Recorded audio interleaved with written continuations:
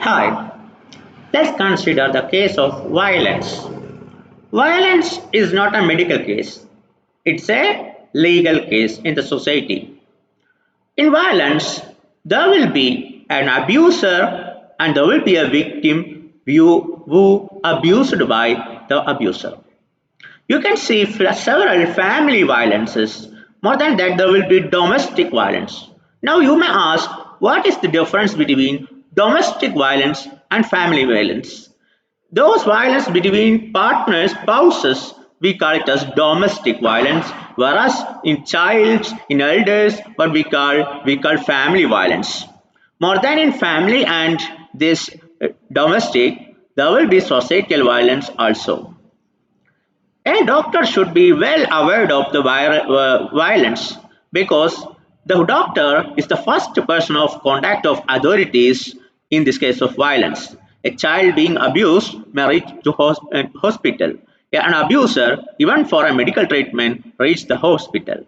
Anyway, violence has beyond a moral obligation, there is a legal responsibility for doctors in the case of handling this violence.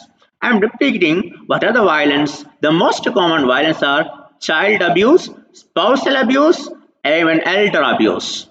Physicians are our first point of contact. Let me repeat that.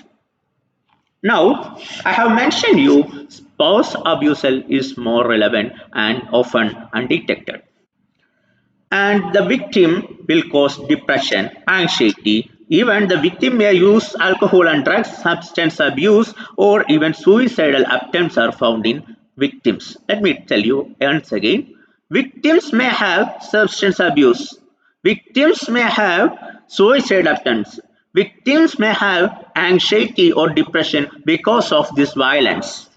So what happened? The victims has low self-esteem. Somatic symptoms appears that I will describe later, and social isolation will be there. Loss of control also will be there.